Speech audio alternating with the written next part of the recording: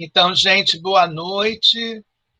A gente vai dar a abertura hoje, né, do nosso sexto simpósio, sexta aula, né, com o professor Pablo Pérez Navarro, que é natural da Espanha e investigador da Universidade de Coimbra, em Portugal, mas está agora como professor visitante internacional na Fafiche, lá na Universidade Federal de Minas Gerais, né? E, nesse momento, ele está na Universidade de Goiás. Né? Então, a gente quer muito agradecer a presença do Pablo, né, de poder estar conosco aqui nesse evento, tanto do grupo de estudos e pesquisa, né, em sexualidade, gênero, né, diversidade, saúde, políticas de direitos, GEDES, quanto o curso de extensão do Centro de Referência de Promoção da Cidadania de LGBTQI+. Tá?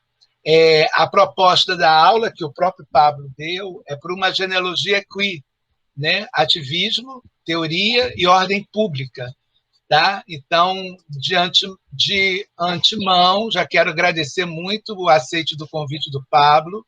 Nós temos um amigo comum, que é o João Manuel, que no momento também está professor visitante na Universidade Federal de Santa Catarina, né, que também já esteve conosco no ano retrasado, porque ano passado a gente estava completamente de pandemia, né? Esse ano também a gente continua de pandemia, só que a gente começou a usar o recurso de audiovisual, né, tecnológico, de comunicação e informação só a partir de outubro, né? Então, como a gente fez a atividade com a gente no segundo semestre, como foi em 19, a gente ia fazer em 20, por isso que a gente está no calendário do segundo semestre de 2020. Então, por isso que a gente está fazendo esse evento nesse momento, porque a gente está encerrando o segundo semestre de 2020, apesar de estarmos em 2021. Né? Faz parte desse processo. Tá? Então, eu passo a palavra para o Pablo, né? E desejando que ele fique à vontade com a gente. Todo mundo fica quieto mesmo, tá? Todo mundo fica com as suas câmeras, a maioria desligado, alguns deixam aberto, mas o microfone tem que ficar desligado para você poder falar e não ter eco nenhum. Tá? E você fica à vontade para a sua apresentação, o tempo que você quiser. Tá?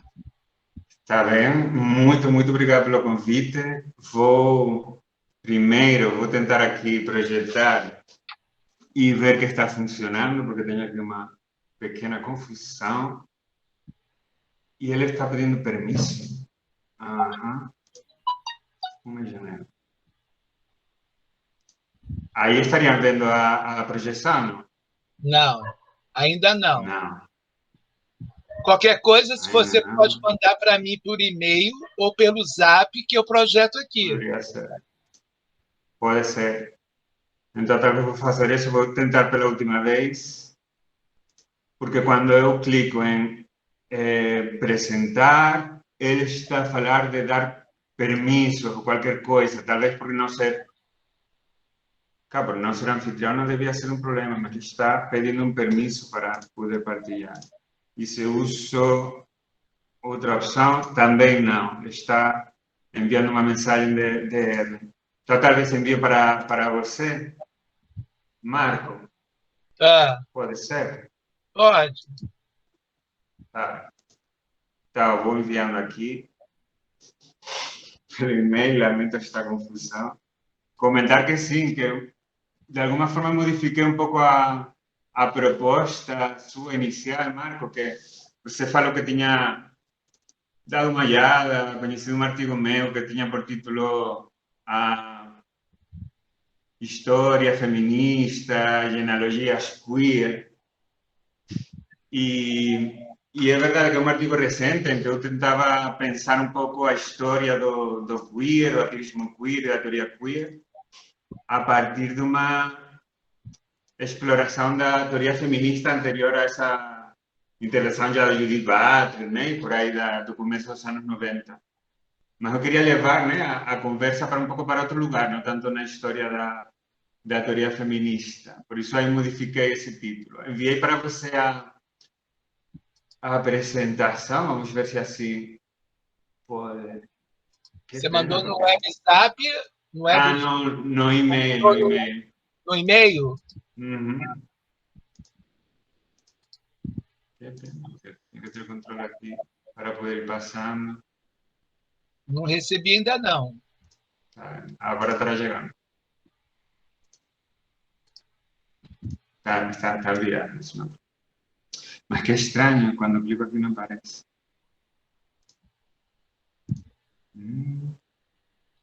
É. Era para você apresentar. Você mandou para o meu e-mail?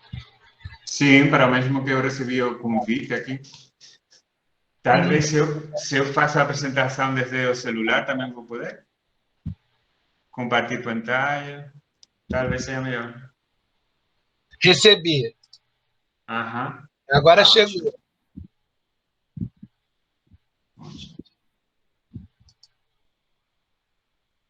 Tá bem. Então talvez vamos ser assim. Vou baixar aqui no computador para poder abrir para você.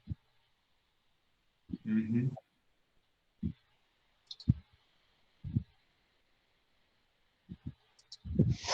Apareceu? Ótimo. Só vou abrir aqui. Espera aí.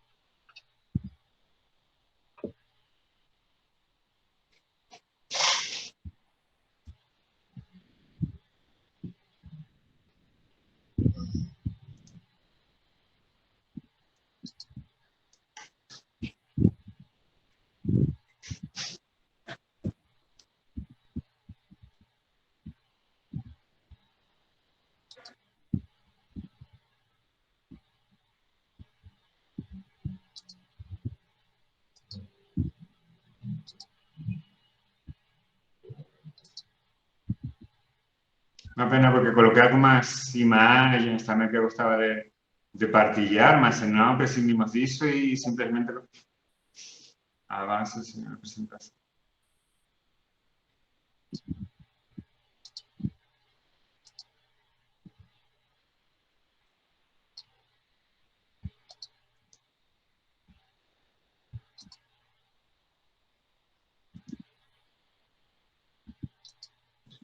Espera aí, só um instantinho.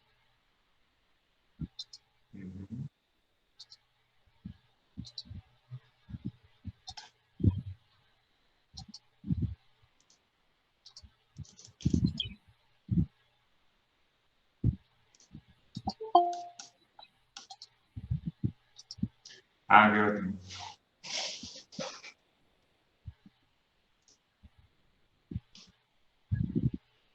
Tá vendo? Estou vendo. Está bien, ahí por lo menos está el título, ¿no? ¿Da para colocar en grande, así en modo de presentación? Dá. Ótimo.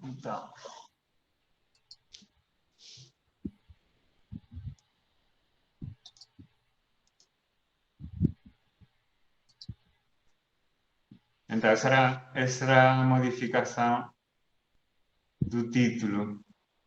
Mantive, agora está aparecendo, sim. Mantive essa ideia, né, de pensar, de partilhar aqui algumas ideias sobre o que é que poderia ser traçar uma genealogia do queer, pensando nas relações entre ativismo, a teoria queer e uma questão que me tem vindo a ocupar alguns trabalhos recentes, e enfim, que me está preocupando últimamente, que é a noção de ordem pública. Já comentarei, né? Mas estou preocupado pela parte da relação com a repressão policial no espaço público, de um lado, né? Um sentido da ordem pública muito, no sentido, pode passar, no sentido mais relacionado com a segurança pública, e depois também uma noção da ordem pública um pouco mais ligada à biopolítica, ao controle das políticas do gênero, da reprodução e de questões que parecem um pouco separadas, né, dessa questão da segurança pública, mas que no fundo não são tantos. Então, eu queria começar por falar dessa escolha, né, da palavra genealogia em lugar da história e por que poderia ser interessante pensar essa história do queer a partir da genealogia.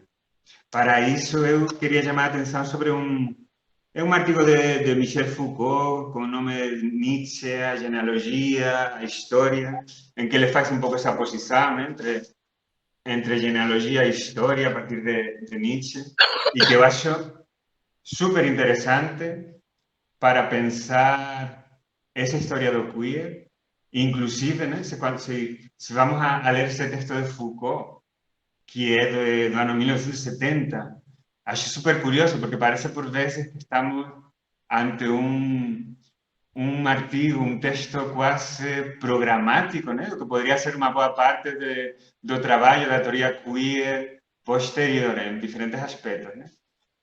Queria ressaltar 4 pontos, né? A ideia de que uma genealogia, né, por contraste com uma história, não seria uma búsqueda das origens de nenhum fenômeno histórico. E acho importante pensar, portanto, também a emergência do queer a partir desse olhar genealógico que não está preocupado nunca por encontrar um momento fundacional, por encontrar essa emergência do queer enquanto tal e, portanto, também questionar, né, a ideia de que se possa contar com algo assim como um modelo para pensar o queer, né? Acho que essa ideia da genealogia nos leva a pensar que não temos, né, uma possibilidade de contar com um modelo, com uma língua comum para falar do queer, né, algo assim como um consenso, uma nação queer comum, uma ideia partilhada daquilo que o queer possa ou não significar. Está relacionado também com essa ideia que aparece também nesse texto, de que as palavras que usamos para mergulhar na história têm mudado seu significado ao passo do tempo, né? Como queer é muito claro, porque a disputa permanente sobre o significado do termo é muito evidente, especialmente quando o queer, seja que pensemos na teoria, no ativismo, depois falaremos de diferentes aspectos, quando viaja, né? As brigas, a disputa sobre a significação do termo são muito evidentes nesses processos de viagem, né? Colocava alguns exemplos para pensar nessa deriva e essa disseminação teórica, né, geográfica também da questão do queer. Aí tem exemplos, né, do contexto brasileiro, né, de como latino primeiro, de como o queer vai se modificando pela grafia C, U e R, para falar de uma apropriação latina do queer, mas depois exemplos da Larissa, Larissa Pelúcio, né, falando da teoria Q, teoria cucaracha, dos estudos transviados, no caso da Berenice Bento. Enfim, acho que essas disputas sobre a própria palavra também assinalam esse problema genealógico, né, de pensar a terminologia como um espaço de permanente ressignificação e de disputa política.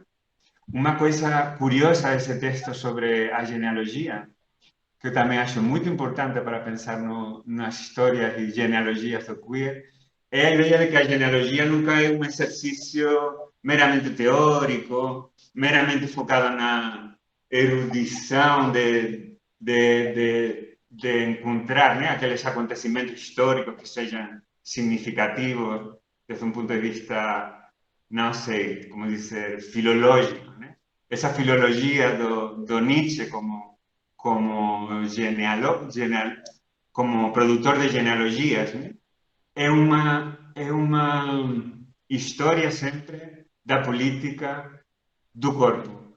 A ideia de que essa genealogia é uma forma de abrir a crítica das formas de dominação do corpo e das suas lutas.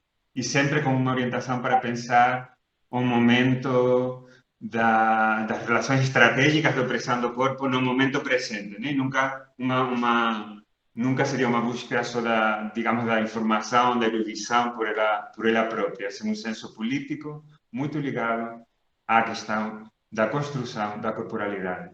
E por último, mas não menos importante, que essa ideia da genealogia seria para Foucault um momento em que a sua, digamos, labor intelectual e o seu trabalho posterior sobre a questão da história da sexualidade se afasta completamente da dialéctica de Hegel e também da dialéctica materialista e marxista da história, né? Para entender a Foucault, acho que é importante essa ideia de uma genealogia como uma saída, uma ruptura dessa concepção teleológica da história, a ideia de que a sucessão de resistências, de lutas, de pontos de subjetivação das relações de opressão é sempre proliferante, é sempre uma abertura ao desconhecido e é sempre uma assunção de um risco de entrar numa luta sem ter claro qual é o ponto de destino, qual é a utopia final de chegada. Enfim, queria salientar essas ideias assim um pouco abstratas, mas que marcam umas linhas de pensamento possível do queer. Para comentar, pode passar, Marco? Para ver como é que elas funcionariam no momento de pensar essa história recente da teoria queer, né? Queria propor uma parada pela questão da teoria queer, uma parada num momento histórico determinado, o ano e num contexto geográfico muito determinado, Estados Unidos, em 1990, para ver como essa fragmentação de sentidos opera, inclusive nesse contexto que é tão referido, né, para pensar os momentos de emergência do queer enquanto tal, entre muitas aspas. Né? Acho que aí se vamos ao ano 1990, vamos ver como aparece primeiro a expressão teoria queer usada pela Teresa de Lauretis, falando pela primeira vez de teoria queer e usando uma expressão que era muito chocante na altura, na academia, né? Uma academia estadunidense que já estava muito acostumada, isso sim, a falar de estudos gays e lesbianos.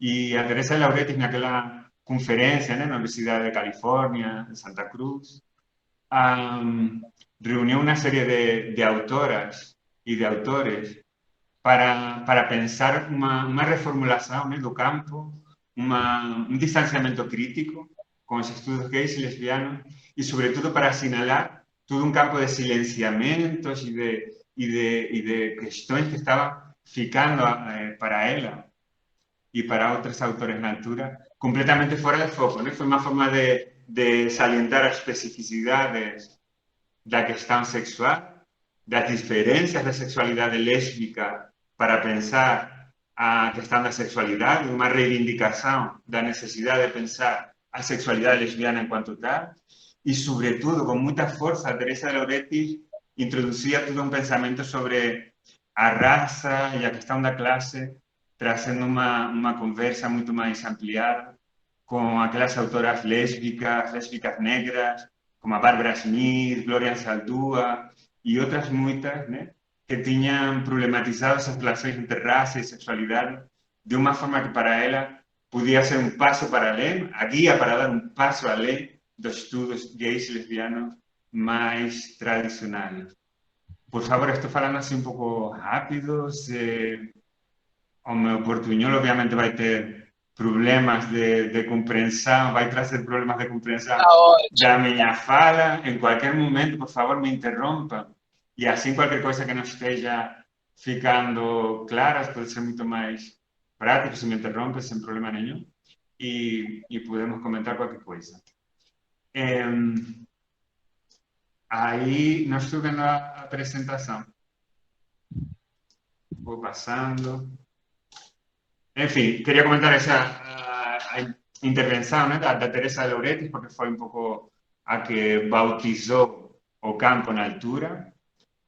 Mas no mesmo ano, 1990, também apareceram duas publicações que não tinham nada a ver com a rúbrica teoria queer e que, porém, retroativamente, depois, né, começaram a ser lidas como uma intervenção importante também nesse campo da teoria queer. Um era a epistemologia do armário, da Sedgwick, que provavelmente conheçam, né? Acho que está traduzida aqui ao português, pelo menos um capítulo em Cadernos Pago, e não sei se o livro também é inteiro. E foi também uma intervenção muito interessante para problematizar o binarismo hetero-homo, né, que estava articulando muito essa produção gay e lesbiana até esse momento, para problematizar que verdadeiramente fosse uma dicotomia que se pudesse pensar como assinalando categorias verdadeiramente separadas a uma da outra. Né? Ela pensou na necessidade de abordar muitas ambivalências na construção também do canon literário, especificamente, das formas em que essa oposição aparecia subrepticiamente por toda uma série de obras do canon literário ocidental. E também foi uma exploração importante, né, da especificidade da opressão sexual em relação com essa figura do armário, né, a produção de silêncios e de apagamento. Curiosamente, no tanto teniendo lazos con la cuestión racial, como marcando un poco una diferencia, ¿no? De esa opresión homofóbica que es invisible, que no tiene una expresión visible en el espacio público, sino es a partir muchas veces de la palabra y de la propia saída, ¿no? A figura do armario, por eso es una figura central en esa obra de Sedgwick. E depois, também no ano 1990, que foi muito intenso, se publica Problemas de Gênero, né? que todos conhecem, foi traduzido aqui em Brasil, agora recentemente também em Portugal, e que, enfim, que é um pouco a obra também de referência para pensar no surgimento da teoria queer. Também tem um intuito completamente diferente dos outros dois textos, né? Acho que a relação com toda a história do feminismo e a teoria feminista aparece também como centro do projeto crítico da Judith Butler, mas ela está mais interessada em sair da concepção do feminismo como uma política de representação e em sair da ideia de que para poder fazer feminismo, seja em termos de movimento social, seja em termos de teoria feminista, fosse necessário contar com uma ideia predeterminada de para quem ou a quem estaria representando a teoria feminista. Né? É uma crítica frontal à ideia de que o sujeito preceda, de alguma forma, ao momento da luta coletiva, ao momento da produção da teoria, porque para Judith Butler, como vocês sabem, toda essa política, digamos, de coligação entre diferentes sujeitos iria conformando no tempo e na história, performativamente, ao próprio sujeito que, em teoria, estaria só representando. Né? Para Judith Butler, a teoria e a ação coletiva vai na frente dos pressupostos, né? A priori, de para quem ou de que forma se deveria desenvolver um campo político. E também foi muito importante essa obra da Butler para pensar também a questão da corporalidade, né? De uma forma muito mais decidida, diria eu, que essas intervenções de Lauretis e de Kosowski-Sedgwick.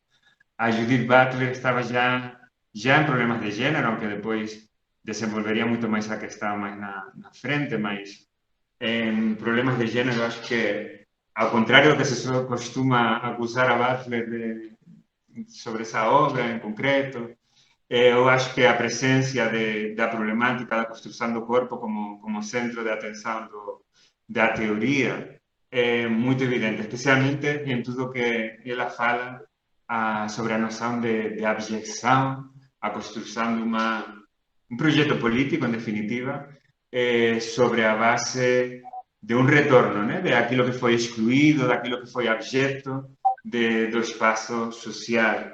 E algo que ela faz numa relação muito próxima com autoras do pós-estruturalismo francês, obviamente uma obra que ela, por isso, chama de tradução cultural entre o pós-estruturalismo e a teoria feminista, né?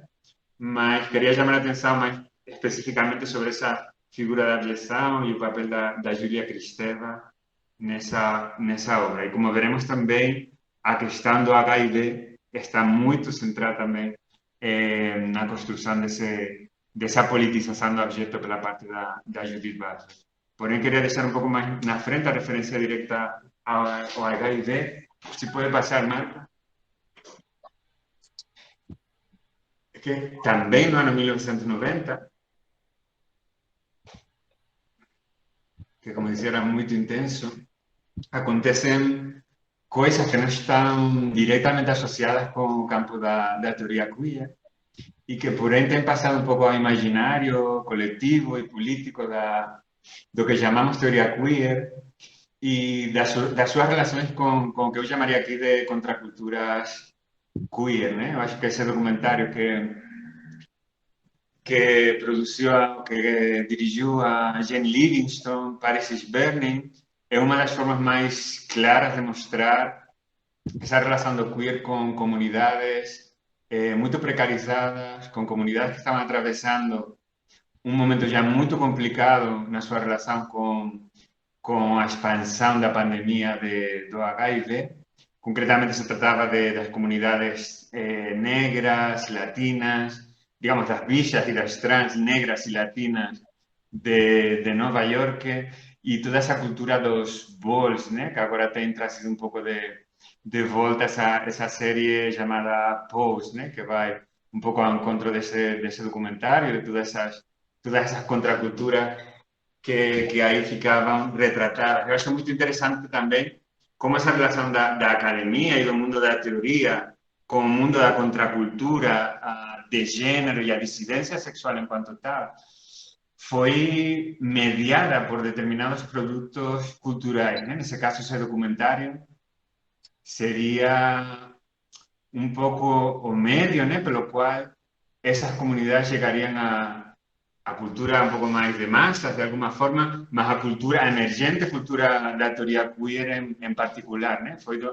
no ano 1990 publicado o documentário e só 3 anos depois que se publica já Problemas de Gênero, por exemplo, pela Judith Butler, já tem transcorrido toda uma série de debates no âmbito da teoria queer que têm sido também muito marcantes, influentes na compreensão, né, na construção do que agora chamamos queer, aí, especialmente entre a Judith Butler e a Bell Hooks, se desenvolveram debates muito intensos, né, sobre esse processo de representação da contracultura no âmbito da teoria. Né? Aí aparecia a Bell Hooks acusando a Jenny Livingston de estar, de alguma forma, operando no âmbito do que agora chamaríamos de extrativismo cultural, de estar indo a comunidade mais precarizada, atravessando situações de violência muito complicadas e de servir elas um pouco para o consumo da alta academia e da alta teoria. A Judith Butler responderia, né, desde outro lugar, problematizando também essa suposta relação de exterioridade da Jenny Livingston com a comunidade. Butler insistiria que a própria Jenny Livingston, né, como lesbiana, estava estabelecendo outro tipo de relações com essa comunidade. Mas, enfim, foi um campo de debate muito intenso. Mas dá para pensar nesse abismo, né, cheio de ambivalências, que a partir de aí se constituiria entre a questão da academia e a relação com o seu exterior, né? Da teoria queer e aqueles sujeitos dos quais, teoricamente, né? E aqueles corpos dos que, teoricamente, fala a teoria queer. Ao mesmo tempo, né? Como para dar uma terceiro frente de politização do queer nesse mesmo ano, 1990, é o ano em que Queer Nation, um grupo de ativistas que procediam de ACT UP, começam a usar o nome de Queer Nation de forma oficial. Obviamente não foi esse momento em que as ativistas usaram pela primeira vez a palavra queer, isso já se remontaria bastante tempo atrás, e obviamente não foi uma palavra acionada no primeiro lugar, né, por ativistas, né? A apropriação do queer é algo que faz mais parte contracultura sexual, contracultura de gênero, da rua, mais do que uma produção ativista, né? Da mesma forma que agora podemos falar das bichas, das sapatonas, como algo que é um uso e uma apropriação da injúria que não teve que vir obviamente, nenhuma teoria a ensinar como usar esses termos, e eu diria que também não nenhum grupo ativista concreto para fazer esse processo de apropriação, né? Eu acho interessante voltar a essas comunidades de contraculturas de rua, vamos dizer assim, como lugar en que se producían ese tipo de apropiaciones, politizaciones de determinados termos, determinadas formas de resistencia también, que después fueran de alguna forma entrarían en diálogo con activismo y entrarían también en diálogo con la universidad, no exentas nunca de determinadas tensiones. En fin, Queer Nation procedía de ACTAP, como decía, y comenzó a usar toda una serie de tácticas, ¿no? de acción directa, de ocupación de espacio público, que no fueran completamente nuevas, ¿no? Que tenían una larga trayectoria unas lutas, por ejemplo, del movimiento por los derechos civiles y de otros campos de lucha, más que consiguieran queerificar todas esas formas de ir usando no espacio público, ¿no?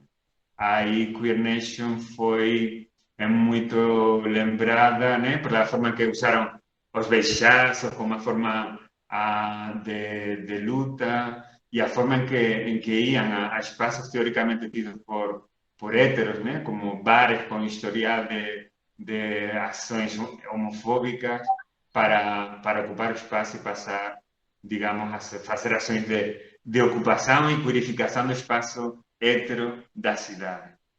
Aí, sim, pode passar, Marco, porque eu estava já aí com... Esse era Queer Nation, né? Aqui estão as ativistas de Queer Nation e na rua, na cidade, ocupando, como eu dizia, o espaço da cidade para a ação direta. Pode passar, Marco?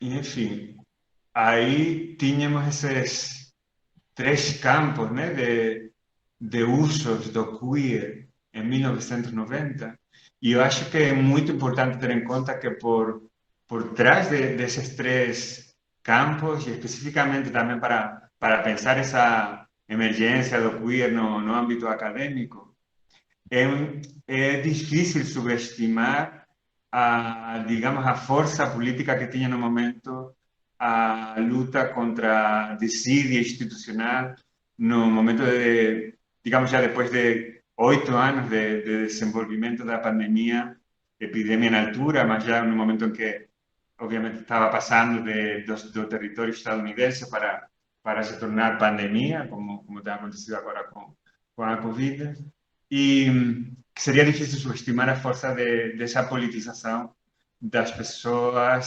soropositivas, das pessoas e grupos mais afetados pela pandemia do HIV. Acho que pode clicar no vídeo para ver uns minutos de ação política de ACTAP na altura. Isto já acontece no final de 1990, início de 91. Ajá, pode ir no final do vídeo para ver a estação direta. Aí está uma ativista de ACTAP falando de que vão, acho que no último tramo, praticamente, mais na frente. Pode avançar. Ele está falando de como é... Aí está perfeito. É uma bicha falando de como é consumidora de heroína também. E aí está a estação central de Nova York sendo ocupada, desaparece. Sim.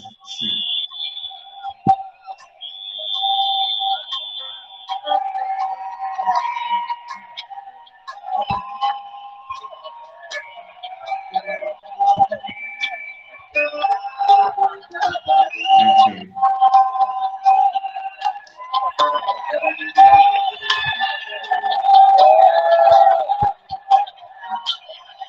Vale, acho que dá para suficiente, dá para ver un pouco o ambiente, né, desse dia. aí aparece essa pancarta falando das mortes por minuto da AIDS.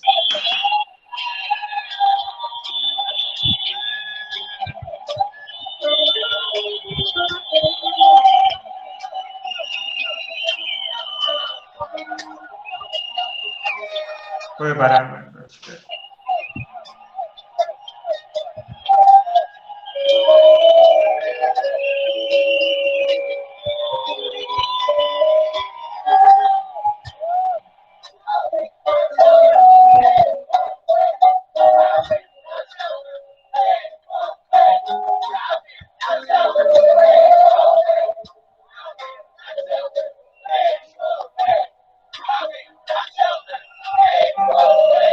Acho que puede parar por aí, Marco, se quiser. Não sei. Ótimo. Era queria Oi? mostrar. Sim, pode parar por aí.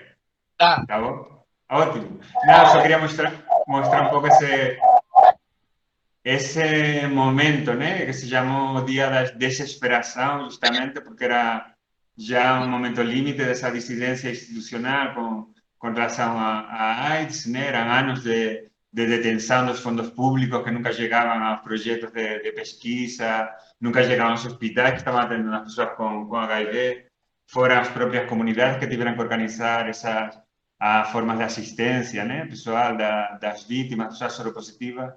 Y poco a poco, ¿no? Apoyo, digamos, de diferentes grupos para hacer un activismo de irrupción no espacio público, ¿no? Como después seguirían haciendo los activistas de Queer Nation. De alguna forma marcó un poco también toda esa historia posterior, lo que se llamaría activismo queer.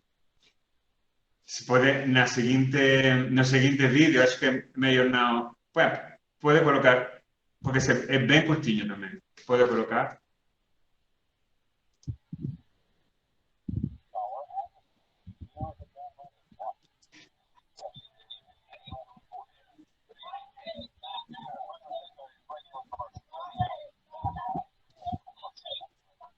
Isso que no mesmo dia também de janeiro que ocuparam a estação central, foi um dia também que irrompiram também na igreja de St. Patrick, interrompendo uma missa, e foi também o momento em que entraram, acho que foi a última vez que nenhum grupo ativista conseguiu entrar aí nos estúdios da missão direto da NBC nos Estados Unidos, né? Interrompendo a missão e a cobertura do momento digamos, de apoyo mediático a guerra do Golfo Pérsico, que era, digamos, un monopolio mediático na altura, era todo ese tipo de apoyo a intervención dos Estados Unidos nessa luta histórica interminable contra o terrorismo. Y ahí los activistas de ACTAP y las activistas de ACTAP irrumpieron con a mensaje, ¿no? de financiar y de lutar contra o HIV AIDS y no contra los árabes, ¿no? Que yo acho que es un precedente muy interesante do que ahora llamaríamos no de resistencia, a que ahora llamaríamos de luta contra o homonacionalismo, como llama Jacques Virpuar, ¿no? Esa idea de que as bichas, as zapatonas de Occidente possam ter uma relação privilegiada com o Estado e perceber ao mundo árabe como ameaça. Gosto muito dessa intervenção de ACTAP, que pode ser lida também como uma chamada a outro tipo a construção de outro tipo de solidariedades e de outro tipo também de cultura política gay e lésbica que não estivesse atravessada justamente pela islamofobia, né? Pela islamofobia. Enfim, eu queria colocar esses momentos, né, tão dispares, tanto dentro da teoria como na relação da teoria com as contraculturas latinas, negras, das pessoas, das bichas e das trans que apareciam em Paris is Burning, mas também dessa distância que existe com o mundo do ativismo, para mostrar que já naquele momento dos anos 90 seria impossível contar com uma definição, contar com uma construção unificada, né, daquilo que o queer possa significar. Acho que todas essas intervenções e outras muitas fazem parte do que depois, ao longo do tempo, associamos com a política queer. Acho muito interessante pensar também como esse centro, né, de ativação política do queer nos Estados Unidos vai se problematizando a seu passo por outros lugares, né? E aí eu acho que a América Latina é um contexto privilegiado para pensar nas problematizações, né? Que tem pensar o queer como um produto que chega desde os Estados Unidos, como uma construção política oriunda, originária do norte global. E acho muito interessante porque as posições e as leituras que podemos encontrar na Latinoamérica, os posicionamentos, né, de recepção crítica do queer são variadíssimos, né? E acho que podem dar a impressão de ser muitas vezes completamente incompatíveis entre si, mas eu acho que provavelmente existem questões das que aprender e que por vezes, né, as superposições críticas são muito mais intensas do que pode parecer. Acho que podemos falar de um primeiro momento, né, de uma posição um pouco mais frontal a essa influência do produto do norte global, como que pudesse ser algo significativo na Latinoamérica. Acho que aí vemos, por exemplo, a pessoas como a Maria Lugones falando da teoria queer como um projeto colonial, como algo que não pode. No ano 2012, né, ela fala isso numa conferência em Equador, como algo que não pode aportar nada à compreensão do contexto político, sexual, da dissidência de gênero na Latinoamérica. Podemos encontrar a pessoas que estão trabalhando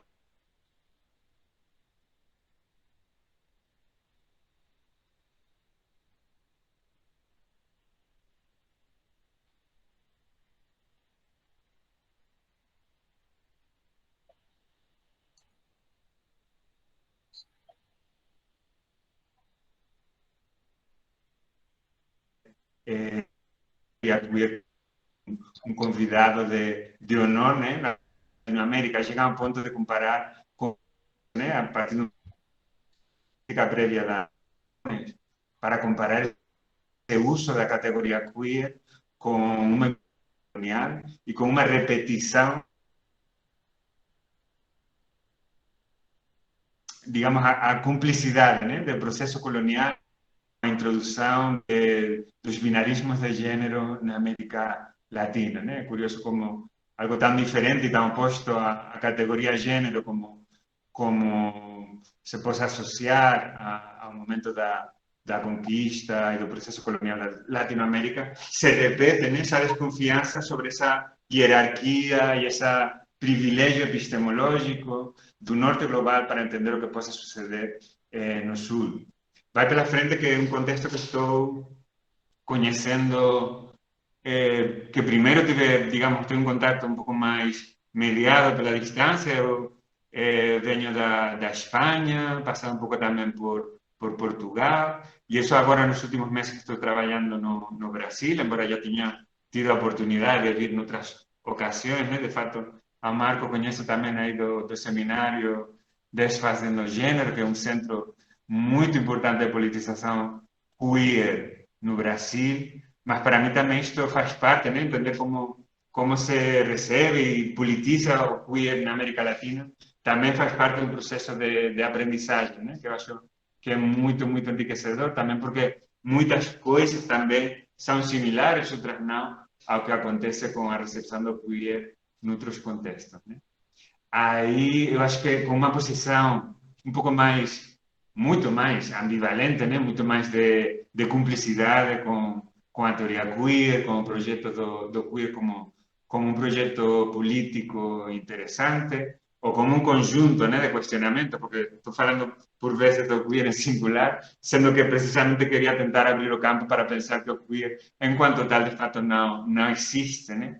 E aqui vemos também uma proliferação de formas de interpretar o queer e de se posicionar desde o decolonial, que eu acho muito interessante, com uma certa ambivalência, né? Por vezes mais suspicaz, por vezes com uma suspeita muito política muito mais clara, outras vezes mais próximo, Tem uma série de autoras e autores que reconhecem a importância política da queerificação, né, do campo do gênero e da sexualidade, do seu diálogo com a questão racial, mas que pensam que o contexto latino-americano tem toda uma série de especificidades que se veriam apagadas se nós limitássemos a importar e a aplicar uma teoria que foi produzida noutro contexto, né?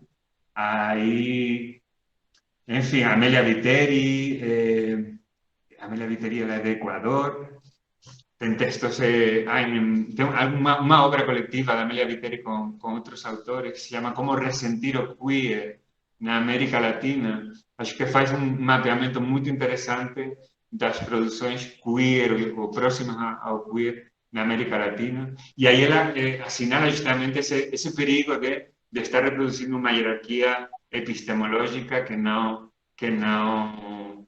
seria produtiva enfim, para pensar o campo do gênero e sexualidade e pensar todo este tipo de relações na América Latina. Mas vocês conhecerão muito bem também os trabalhos da Larissa Pelúcio, da Berenice Bento, Pedro Paulo Gomes Pereira, enfim, toda uma série de autores e autoras que têm desenvolvido um diálogo muito intenso com a teoria decolonial e que defendem uma promiscuidade, né, de usos teóricos e políticos e de fontes, sobre todo, né? E de uma forma de misturar essas leituras de diferentes textos produzidos mais na América Latina com outros do norte global, como condição prévia, como condição para poder verdadeiramente usar o queer e não cair na reprodução de uma relação colonial. Acho que aí, por exemplo, os textos a dissertação, né, da Viviane Vergueiro, acho que é um exemplo fantástico também dessa politização decolonial do queer. É também um bom exemplo, acho, de uma forma de colocar a construção do corpo no centro da conversa e de ser crítica, né, muito crítica com a questão da relação norte-sul e politizando o debate sul-sul, mas sem rejeitar, né? Por exemplo, o diálogo com a teoria da performatividade de gênero, com a Judith Butler, fazendo uma conversa muito promíscua na relação no uso das fontes, no uso das referências.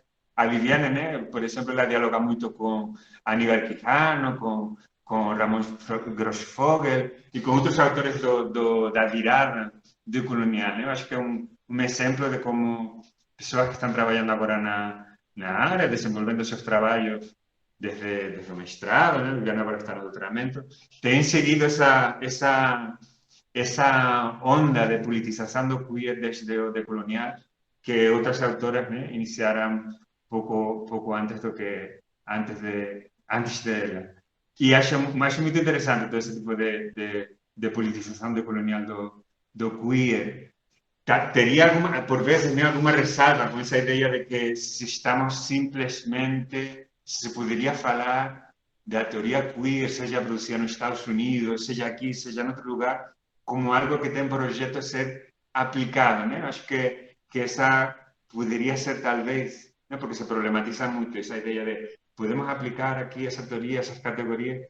Eu acho que talvez deveríamos sair desse marco de pensar a teoria como algo para ser aplicado. Acho mais interessante, né? Acho que pode ser uma forma de cair numa perspectiva sociológica, né, do queer, mas isso é uma questão pessoal, né? Acho que dá para entablar um diálogo com as teorias e uma crítica da teoria que não necessariamente tenha por que ter o horizonte da aplicação como ponto final. Mas, enfim, isso é uma apreciação pessoal. Depois também tem muitas pessoas, né, trabalhando nessa ideia do queer como que se colocam num outro lugar, né, que para começar negam que a teoria queer possa ser interpretada como um produto do norte global. O Leandro Collin, por exemplo, é muito claro com essa, digamos, afirmação, né, com essa resistência a pensar que o queer se possa simplesmente localizar num contexto geográfico de emergência. Acho que que o faz precisamente un pouco por esas trayectorias históricas e esas genealogias feministas tamén do queer que problematizan toda esa relación, por exemplo, da crítica das lesbianas, xicanas, daquelas que traballan na fronteira de México con os Estados Unidos, tamén o protagonismo do feminismo negro e a forma en que toda esa serie de cruzamentos con a questão racial e con a questão postcolonial ven a problematizar esa caracterización da teoría como produto estadounidense, por exemplo. Acho que aí tamén é interesante ler ao Paul Preciado, quando reflete que é muito curioso, como inclusive quando pensamos na relação de Estados Unidos com a política queer, já existe essa retórica de defesa, de caracterizar o queer como uma ameaça, vinda de algum outro lugar, vinda de fora, e como uma ameaça para a produção teórica estadunidense. Acho que muitas feministas estadunidenses faziam esse jogo retórico de pensar de que essas feministas postmodernas, postestruturalistas, estavam todas aducidas pela teoria francesa e que era um assalto da teoria da diferença francesa a um contexto estadunidense onde aquilo não tinha interesse político e ainda por cima era caracterizado como ameaçador, uma pérdida dos fundamentos sólidos daquilo que, por exemplo, a teoria feminista pensava sobre si própria, e especialmente sobre a construção da categoria mulheres como um sujeito inquestionável. E Preciado reflete que isso acontece também no sentido contrário, que também na França foi muito intensa e continua a ser, de facto, a resistência a tudo que lembra a teoria queer por ser uma importação procedente justamente dos Estados Unidos. Tal como se converte a teoria queer num objeto de trocas, digamos, de possíveis ameaças de contágio. Curioso como a figura do contágio, que está tão próxima à questão do corpo abjeto, a questão do corpo afetado pela pandemia do HIV, de alguma forma termina por contagiar a toda a retórica de defesa frente ao queer como um lugar de politização do corpo, do gênero, da raça e da sexualidade. E, enfim, o Leandro Collin, acho que também aí coincide com outros autores, como Juan Pablo Sutherland, de Chile, também insistem muito na necessidade digamos, de focar a vista e olhar genealógico a tudo aquilo que também no contexto latino-americano chegou a fazer o mesmo tipo de politização justamente da abjeção, de politização também do corpo soropositivo, de politização das políticas da AIDS, de politização das feminidades bichas, de tudo aquilo que não encaixava nos padrões um pouco mais assimilacionistas da política LGBT institucional, antes da chegada do queer dos Estados Unidos. Por isso, esses autores e outras autoras fazem também algo similar. Larissa Peluso também lá vai muito a ler autores como Néstor Berlinguer para pensar toda essa politização das políticas da AIDS. Leandro Collin também reflete sobre essa necessidade de ler mais a Néstor Berlinguer, a Pedro Lemebel. Leandro Collin insistirá mais em toda essa parte mais vinculada com toda a questão performática, com o âmbito das artes, não tanto como precedentes, não como algo que preparou o espaço para uma chegada do queer, ao contrário, mas sim como algo que já estava colocando o mesmo tipo de questionamentos e fazendo o mesmo tipo de políticas, inclusive muito antes da chegada do queer desde o norte global. Acho interessante também essa chamada de Leandro Collin a multiplicar as referências iberoamericanas na hora de pensar todo este tipo de problemáticas. E de alguma forma me queria situar aí. Pode passar, não? Me queria situar e de alguma forma me deslocar também nessa chamada a multiplicar referências não anglo-saxônicas do queer e estendendo o termo também ibero-americano para pensar o meu contexto um pouco mais imediato, né, dos últimos anos, que é aquele da Península Ibérica, para pensar outros momentos para mim cruciais, talvez de um ponto de vista muito pessoal, né? Também não pretendo que isto seja um momento crucial da politização do queer num sentido mais do que esse, mas que para mim é muito importante, né? O momento da irrupção na Espanha do movimento 15M, movimento que se chama também dos indignados, que foi um momento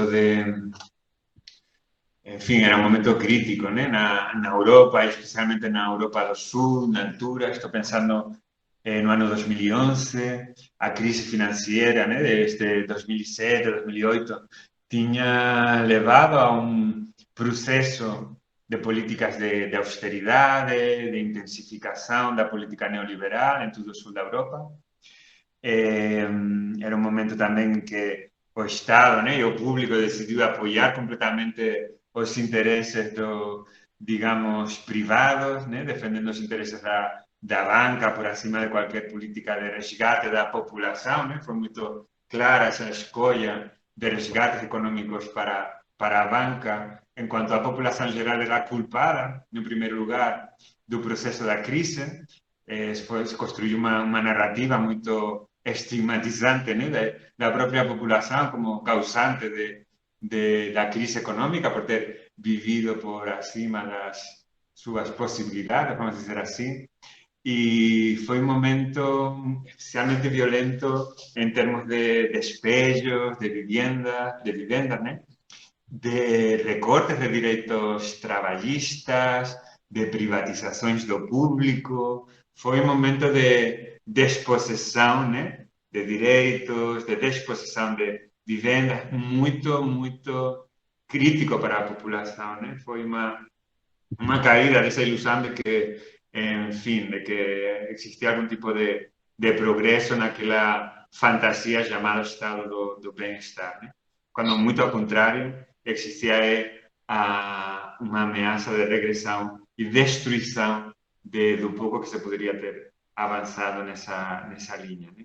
Também foi um momento de politização brutal da sociedade na Espanha, muito influenciado pela Primavera Árabe também, pelo menos no uso de determinadas tácticas de luta, né? Essa ideia de ocupar a praça central da cidade como centro para desenvolver toda uma batalha contra as forças de segurança pública, mas, sobretudo, eu diria, uma batalha contra os meios de comunicação. Foi uma forma de poder colocar uma narrativa diferente e de usar também as redes sociais para enviar uma mensagem diferente sobre o momento político que estava atravessando e para culpar e assinalar os verdadeiros, né, culpados da situação e para, obviamente, exigir uma transformação da cultura política que naquele momento na Espanha estava completamente determinada pela questão do bipartidismo, né? E pode passar para a seguinte, Marco. Aí foi um momento para mim também de desemprego, de terminar com uma bolsa na universidade, na Carlos III de Madrid, de passar um tempo sem saber muito bem o que fazer com a minha vida, mas eu acho que, por sorte, foi uma experiência bem longe de ser uma experiência individual, né? Era uma experiência partilhada por uma parte muito ampla da população e por isso também essa foi uma das condições, né, que permitiu que lá nesse movimento, bom, o movimento crescesse de uma forma viral, vamos dizer assim. Aquilo foi uma ocupação da praça em Madrid, que depois se repetiu em centros de cidades na Espanha. Poucos meses depois, já estava na Grécia. Aquilo foi uma sucessão também transnacional de movimentos, né? Mas no caso da Espanha foi muito súbita essa chama que se prendeu na forma de ocupação das praças públicas, organização de assembleias populares, para articular, né, algum tipo de resistência àquele momento. E também, no caso de Madrid e de outras cidades também, foi um momento em que muitas bichas, sapatonas, bissexuais, trans, pretenderan encontrar un lugar propio tamén nesa contra a cidade, né, que se tiña convertido aquela praza. Foi moito curioso como aquela praza non que estivese ocupada no momento da concentración, ¿no? Aquilo era unha acampada permanente que durou máis de un mes na Praza de Sol, na Praza Central de Madrid. E acho muito interessante, né, na forma como dentro da praça, cada grupo, cada assembleia ia colocando as suas demandas, ia se articulando com as outras. E acho que isso foi especialmente interessante desde o ponto de vista dos feminismos, que tiveram uma presença própria no movimento, e desde o ponto de vista de um ativismo que eu chamaria queer, né, e sem muitas reservas, porque foi também a forma em que essa assembleia se autodenominou ao começo, né? Se chamou Assembleia Transmaricaboio Queer de Sol, que depois perdeu essa apostila, né? Esse final do queer. Transmaricaboio era justamente uma tentativa, né? Que lembra aquele uso de estudos transviados da Berenice. Transmaricaboio foi uma forma comum, não foi uma... Bem, enfim, tinha outros grupos que já tinham usado antes. Na França usava-se também muito transpeleguine, como uma tentativa de traduzir o queer a um contexto local, sem perder essa força da injúria, da xingadeira, né? Essa força de se posicionar como sendo bicha, sapatona, etc. Sempre com o problema de que poderia ser interpretado como que era uma assembleia de trans, de maricas e de bollos, sendo que tinha uma proliferação, uma pluralidade de identidades e de problemáticas que estavam sendo tratadas na Assembleia que eram praticamente impossíveis de delimitar, né? Que três ficava bem curto para pensar o que lá estava acontecendo, né? Faltariam as trabalhadoras do sexo, faltariam as bissexuais, faltariam toda uma série de posicionamentos que não encaixavam necessariamente nessa enumeração, né? Achei interessante que foi um momento de politização desse espaço da praça, foi uma espécie de momento de desenvolver um trabalho de se sumar, sim, ao movimento geral, para a questão da austeridade, defesa do público, etc. Mas também foi um momento de queerificação do espaço da praça, um momento de luta contra as atitudes machistas, homofóbicas, transfóbicas, que invariavelmente também apareciam dentro do próprio movimento, né? Como exemplo, se podia pensar que a primeira vez, né, que desde a Assembleia fomos falar na Assembleia Geral de só de ouvir o nome, a quantidade de risos e de murmúrios que subiram, né? Por esse uso da palavra transmaricaboio, né? Porque aí tinha Assembleia de Educação, Assembleia de Saúde, Assembleia de não sei o quê, e de repente a Assembleia Transmaricaboio parecia algo completamente fora de lugar, né? Mas aquilo foi mudando rapidíssimo, foi um processo também de pedagógico também para o conjunto do movimento, e acho muito interessante que foi feito desde uma posição muito longe, né, de qualquer posição um pouco mais normalizadora, assimilacionista, das políticas LGBT mais tradicionais, né? As pessoas que lá fora vinham de lugares de politização diferentes. Acho que o uso da palavra transmaricaboio, aunque embora o queer não fosse a tradução ideal, serveu também para quem se posicionava lá, de alguma forma já tinha uma determinada cumplicidade com uma determinada forma de entender a luta política, né? Pode passar, Marco? A seguinte. Tem aí uma série de imagens, né? De momentos de ações de rua, da Assembleia, também tinha É interessante que não foi o primeiro grupo, né, a usar essa relação com o queer, tinha tido outros grupos, mas acho que desde os anos 90, né, intermitentemente na Espanha, grupos muito minoritários, muito levados por grupos muito reduzidos de pessoas, têm mantido uma espécie de linha histórica que intermitentemente assume posições um pouco mais assembleárias, mais horizontais, na forma de entender a luta, né? A Assembleia foi uma delas y, en fin, en Madrid justamente un lugar donde varias asambleas que entienden así esa labor de trabajo más de rúa, etcétera, se articulan en diversos espacios, ¿no?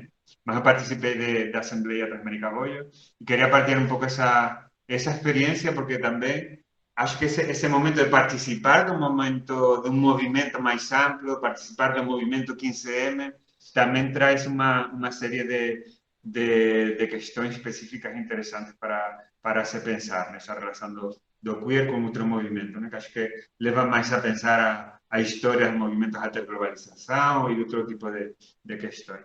Pode passar, Marco?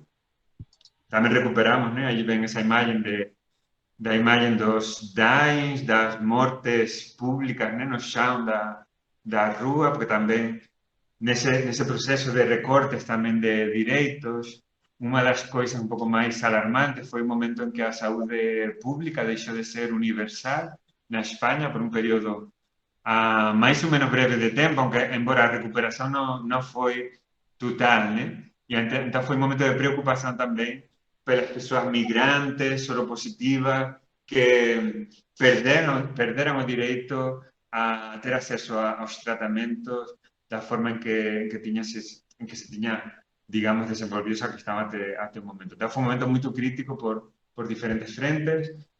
Y quería comentar, ¿no? Después de ese mayo de 2011, que se creó a Asamblea, se hicieron un monte de acciones y muito a seguir o proceso, digamos, de restauração da ordem, digamos, da segurança pública, mas também da ordem moral do espaço público, foi muito intenso. O movimento 15M foi um sucesso total, foi imparável, não tinha forma de ser aquilo, digamos, detido na sua explosividade, aquilo foi, digamos que acho que atingiu o objetivo de repolitização social sem lugar a dúvidas, mas em termos de reocupação do espaço público, a labor das forças de segurança pública foi brutal.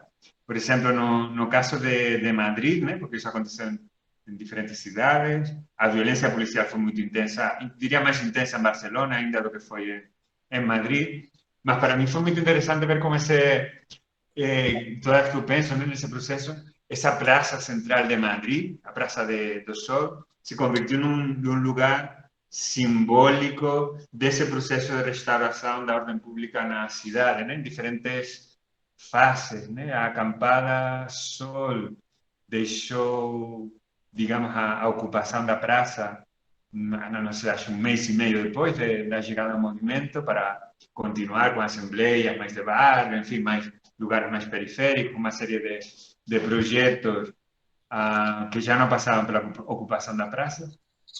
E aí foi o momento em que a polícia reocupou o espaço, né?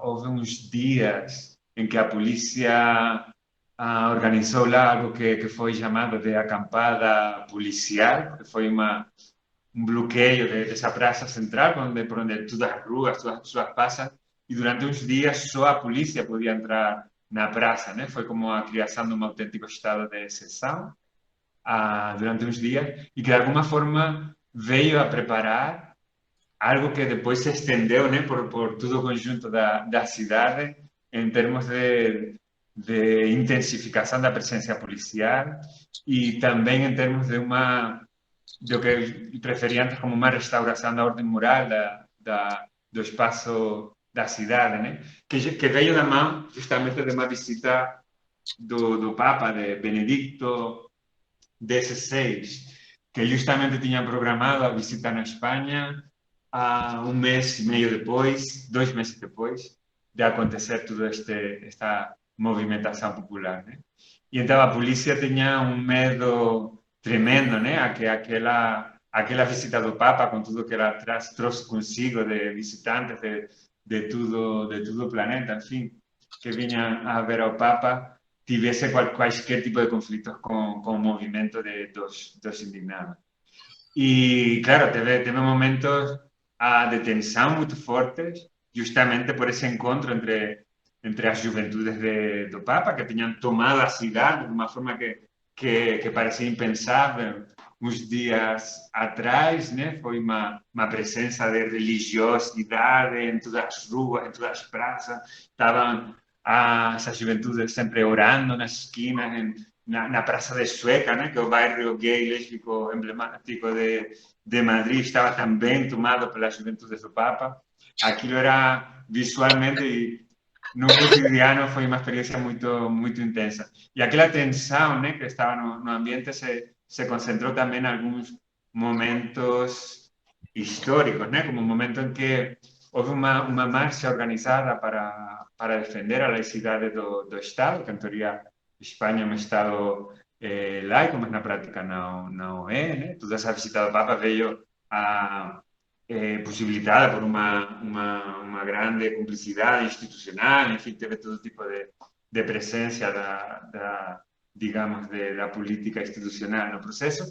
E houve uma manifestação para protestar por todo esse tipo de relações, que foi a Marcha Laica, que se chamou, e que teve um encontro muito tenso precisamente no passo pela Praça do Sol, que era o percurso pelo qual a marcha estava programada, mas teve uma contra-manifestação, contra-concentração das juventudes do Papa na Praça do Sol, que levou a um encontro de pelo menos 6 horas de tensão até que a Marcha Laica e grupos como a Transmaricaboio do Sol e os grupos feministas e mais 140 grupos que se tinham reunido na Marcha Laica puderam recuperar aquele espaço da praça, né? Depois, isso sim, depois veio a polícia e passou uma noite repartindo todo tipo de agressões, de tensões, né? Uma vez que já a noite cai em Madrid, de fato, a polícia é para temer, porque tem uma violência no encontro com as manifestantes que, digamos, até hoje, precisamente nesses dias que estamos aqui falando, está um monte de manifestações em diversas cidades na Espanha sendo duramente reprimidas pela polícia, né? Manifestações pela liberdade de expressão.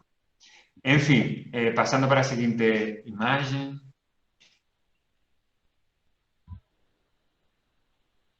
Aí, porque também, né, eu sinto que esse processo de securitização, que foi uma moralização também muito forte do espaço, preparou também o terreno para uma mudança jurídica muito forte. Não sei, Marcos, se pode passar na seguinte imagem. E para isso. Bom, aí tem um vídeo também desses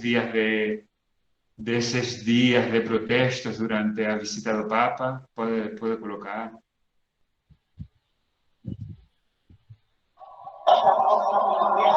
Y como ellos, alrededor de 50 personas se reunieron ayer en Madrid para besarse y denunciar las doctrinas homófobas de la Iglesia. Algunos peregrinos se encontraron con la escena y la observaron atónitos. La policía les impidió su entrada en algunas zonas y hubo momentos de tensión. La visita del Papa está generando todo tipo de protestas. Esta chica optó por pasearse con el dorso al descubierto.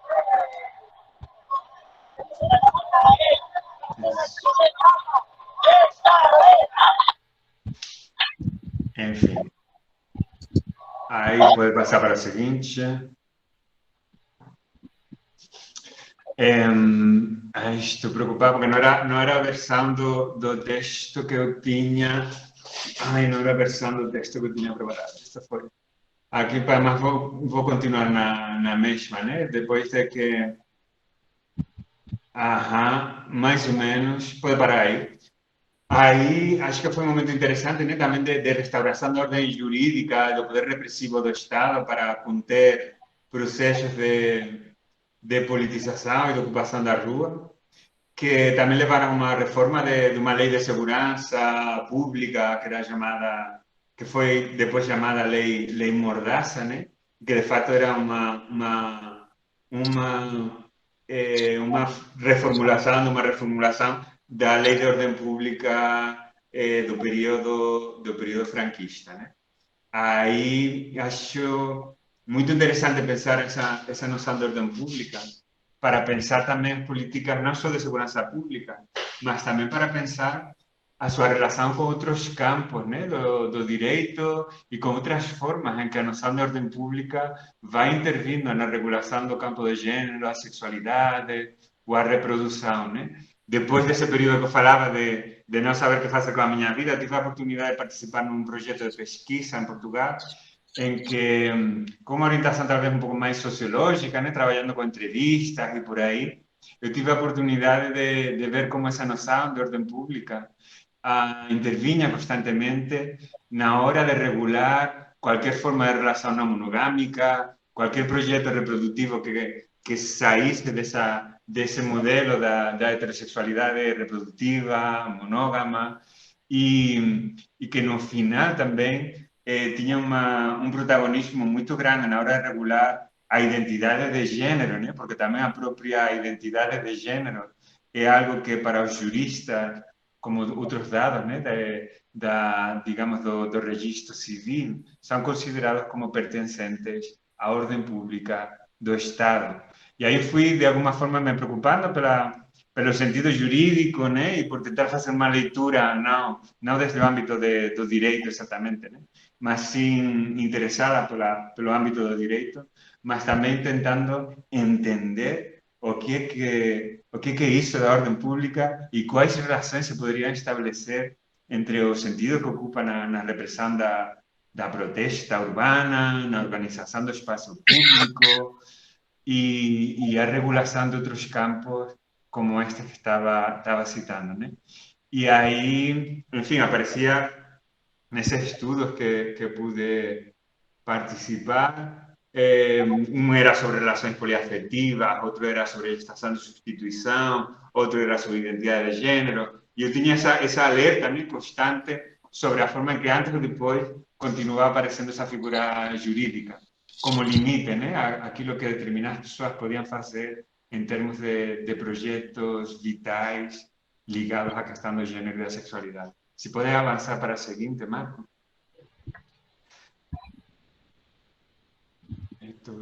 Ajá. Comecei a perguntar um pouco o que significava isso da ordem pública.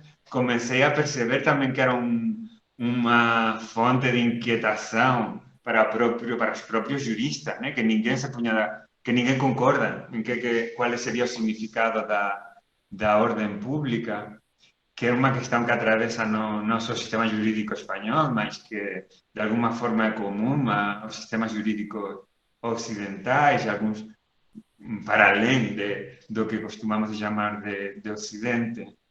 E que no caso da Espanha, né, por exemplo, não, digamos, existe uma ausência total de definições daquilo que é considerado como âmbito de aplicação da ordem pública.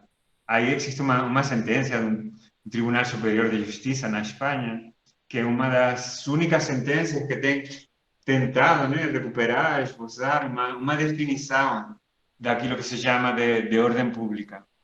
E aí podem ver que se trata de uma definição, digamos, um pouco demencial, no sentido de que é tão abrangente que realmente você depois pode usar aquilo para argumentar qualquer coisa, né?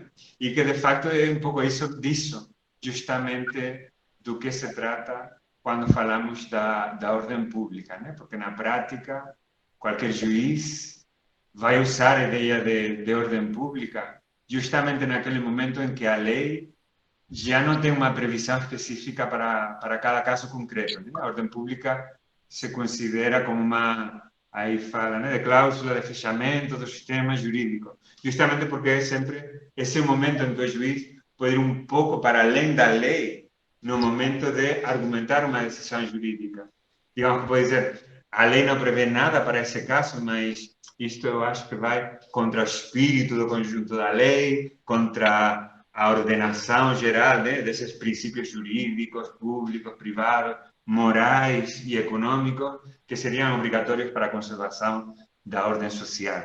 Então, digamos que pode ser usada justamente para praticamente qualquer coisa, que a palavra moral aí que aparece nessa sentença já adverte que tem um intuito muitas vezes de regular comportamentos, né, do âmbito, digamos, do gênero e da sexualidade, tem uma presença enorme a questão da ordem pública nesse tipo de decisões judiciárias, né? E que precisamente porque não tem uma definição concreta, também muitos juristas salientam, né, que é um problema implícito, né, de uma porta para a arbitrariedade pela parte dos juízes que usam essa cláusula e uma porta também para o autoritarismo, né? Justamente nos últimos tempos na Espanha temos visto como os crimes contra a ordem pública têm sido usados justamente em momentos de repressão jurídica da movimentação social. Muitos ativistas pela independência, por exemplo, de Catalunha, têm sido acusados de delitos contra a ordem pública. Isso tem recuperado, que procedem quase da época do franquismo, e tem sido o instrumento que tem permitido colocar ativistas sociais em prisão, que estão agora confrontando penas de prisão, justamente por delitos contra a ordem pública, em processos que não implicavam nenhum tipo de uso da violência e que implicavam, talvez, o uso simplesmente de referéndum e de processos de decisão democrática fora dos cauces habitualmente previstos pela lei para isso. E, enfim, se pode passar para a seguinte. Marco, aqui não me vou me estender muito mais, né? Mas queria compartilhar, né, um pouco nessa loucura que me deu por explorar essa noção de ordem pública um pouco historicamente e tratando de entender a sua origem e a sua própria genealogia, né, para ver se era interessante desde um ponto de vista crítico, enfim, entender de onde que ela procede e tratar de entender por que é tão comum nos casos de regulação de questões digamos, de práticas sexuais, reprodutivas, fora do âmbito, digamos, da tradição moral da nação. E aí eu me di conta que não tem nada de surpreendente, né? Porque desde que apareceu a expressão ordem pública nos sistemas jurídicos, está já completamente ligada a essa ideia, a esse intuito de organizar o espaço moral da sociedade. Aparece aí nesse Código Napoleónico pela primeira vez, que começa no século XIX, e aí aparece um Código Civil que foi modélico para todos os códigos civis, né, da Espanha, Portugal, da Itália, de quase toda a Europa, mas a maior parte da Latinoamérica também, incluído também o Código Civil de Brasil, que vão repetindo, né, esse artigo 6º do Código Napoleónico, numa proliferação de citações, mantendo sempre essa associação, né, entre a ordem pública e os bons costumes. Aí aparece em Portugal, né, enfim, como limite a qualquer tipo de acordo que as pessoas podem estabelecer entre si, o Estado tem o direito de intervir sempre que a ordem pública, que ninguém sabe o que é, ou os bons costumes estejam, digamos, colocados em causa. E aí também achei super interessante, se pode passar para a seguinte, que esse tipo de moral e de questão de falar dos bons costumes tem, de fato, um intuito completamente eurocêntrico numa boa multitude de sentidos, né? Estava aí pensando nesse texto da apresentação do Código francês, enfim, aí já a pessoa que escreveu o Código Civil começava, né? Tem várias passagens nessa apresentação do Código Civil em que ele se estende a falar sobre a população islâmica, os perigos da poligamia, a ideia de que o modelo monógamo cristão, né, era a forma adequada de organizar relações, digamos, pela parte do Estado francês. Foi o momento também que se cria a instituição do matrimônio civil e em que o Estado começa a partilhar com a Igreja a tarefa de organizar justamente a instituição matrimonial. E a ordem pública parece muito vinculada, né, como aqui aparece nesse texto do Jean Etienne, Marie Portalis, a essa ideia de que a ordem pública tem que estabelecer um limite para os contratos matrimoniais. Já está já completamente ligado com a instituição do matrimônio, com a monogamia e com a ideia de ter uma unidade reprodutiva que seja, digamos, a salvaguarda da ordem moral do Estado francês. E aí a ordem pública, eu acho que reproduz, né, toda uma série de uma tradição eurocêntrica, islamofóbica, que já era muito ancorada, né, na tradição jurídica francesa, não era uma novidade. Né? A novidade foi a ideia de que esse dispositivo da ordem pública fosse o garante desse tipo de organização moral, sexual, reprodutiva, etc. Pode passar, Marco? E, portanto, né, estava ligada já a um projeto que se pode calificar claramente de islamofóbico e claramente de racista pela parte de, digamos, dos sistemas jurídicos emergentes, né, no século XIX na Europa e na França, obviamente ligado a todo o processo imperialista na mão de Napoleão e todo o processo de conquista e de imposição também de um modelo jurídico por todos aqueles países que iam, digamos, caindo sob a influência direta ou indireta do imperialismo francês. Né? Aí são super interessantes as palavras dos juristas europeus, né? Salientando justamente que a ordem pública é tão importante para esse projeto imperialista como que seria o garante, né, da comunhão. Fala aqui um jurista francês, Savigny, no final já do meados do século XIX, que justamente essa noção de ordem pública seria, na jurisdição, o garante da comunhão, que é muito forte, dos povos do Ocidente, assentada no cristianismo e no direito romano. Né? Digamos que toda uma herança religiosa, eurocêntrica, intensíssima, aquela que aparece ligada com a noção de ordem pública. Ou muito mais recentemente, né? Já no século XX, estes juristas alemães, mas não são juristas, digamos, secundários, são pessoas bem reconhecidas na área, muito influentes, falavam também da ordem pública como garante dos princípios comuns às nações civilizadas, expressão da moral e da justiça objetiva. Né? Tem um intuito civilizador, universalista, muito grande ligado com essa noção de ordem pública. Se você passa para a seguinte, acho que aí... E, bom, aí deixava de comentar essa ideia de que era um instrumento de uma expansão imperialista e, de alguma forma, de um projeto, um bom companheiro, né, de um projeto colonial também, mas sempre com essa ideia de que a ordem pública podia funcionar também como um escudo, né? Como, não tanto como uma arma de ataque, embora fosse também, mas como uma forma de proteção, de uma forma de impermeabilização do espaço da metrópole, do espaço da Europa, do espaço da nação, com respeito a quaisquer influências estrangeiras, de outros povos, de outras formas decadentes de entender a sexualidade ou de organizar o campo do gênero. Né?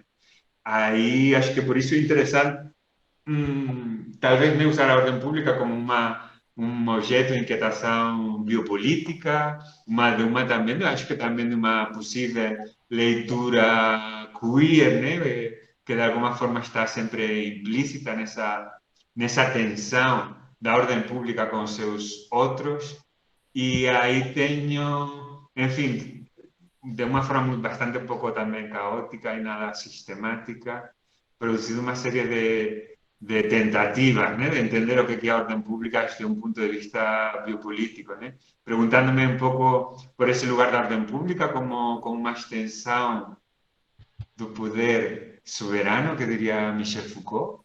Acho que a ordem pública, nessa terminologia Foucaultiana, poderia funcionar um pouco como de bisagra, né, de articulação entre formas de autoridade, de hiperjerárquica associadas ao antigo regime, né, do monarca que decide por si próprio e não precisa do texto da lei para tomar uma decisão.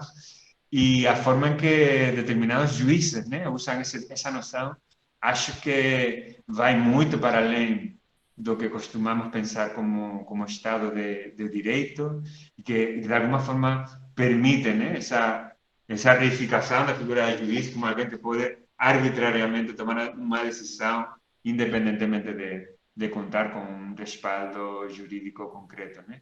Por isso é como uma distribuição desse poder soberano, digamos, em diferentes formas e capas da sociedade também. Está relacionada também com a noção de estado de exceção, que é uma noção que trabalha muito Giorgio Agamben, entre outras coisas, né? Porque esse estado de exceção se declara no momento em que justamente, teóricamente, né? Juridicamente, é uma figura que se reserva para momentos como aquele, né? Do movimento 15M, para momentos de disrupção da tranquilidade, do sossego, da circulação normal de mercancias, né? Pelo espaço público. E aí, quando o Estado pode declarar um estado de exceção, enquanto a ordem pública está em questão, né?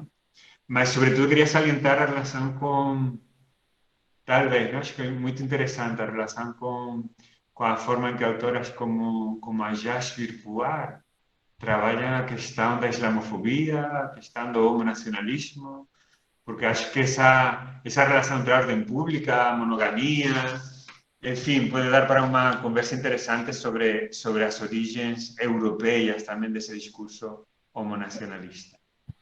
E também me interessa, né, a forma em que essa ordem pública vai se disseminando por diferentes contextos geográficos, né? Acho que aqui na América Latina tem trabalhos interessantes sobre a ordem pública, problematizando justamente toda esta herança universalista, colonial, que aparece através da noção de ordem pública. Aí, Eduardo Monreal, um jurista chileno, que tem um texto muito interessante, ele trabalhava com Salvador Allende, e tem um texto muito interessante salientando toda esta forma em que a ordem pública estaría pensada para impor uma ordem moral determinada e que, porque na altura o Monreal estava preocupado pela forma em que se pretendia limitar, né, o direito para nacionalizar a indústria chilena em nome da ordem pública internacional. E aí Monreal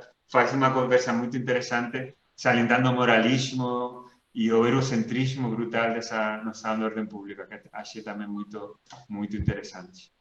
Enfim, isto para comentar umas linhas de inquietação, de trabalhos recentes, e acho que por aqui, da minha parte, eu não queria comentar muito mais. Passa na seguinte página. Também acho que dá para uma... Enfim, tentar relacionar, né, todas essas formas em que os ativismos queer irrompem no espaço público para tentar pensar essa disrupção da ordem pública desde o campo do gênero e a sexualidade. Acho que tenho ainda, né, que tentar relacionar, e acho que pode ser interessante relacionar essa ação direta do ativismo queer com essa forma em que a ordem pública opera, não só da mão da polícia direta, né, a polícia que golpeia diretamente e expulsa diretamente os corpos do espaço público, mas também com toda essa estrutura um pouco mais jurídica, mais ancorada no texto da lei, na forma que a lei regula o gênero, a sexualidade e por aí, como uma forma de estabelecer um ponte com estas disrupções da ordem pública e da ordem do espaço público. Enfim, da minha parte, eu deixo por aí, não vou cansar vocês mais com estas disquisições que me tenho ocupado sobre a noção de ordem pública.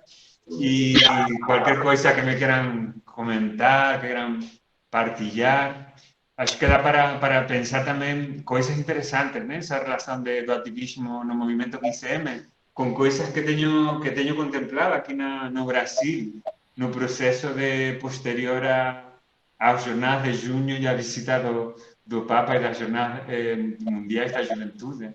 justamente a seguir das jornadas de junho de 2013. Acho que aí existiam uma série de paralelismos muito chamativos.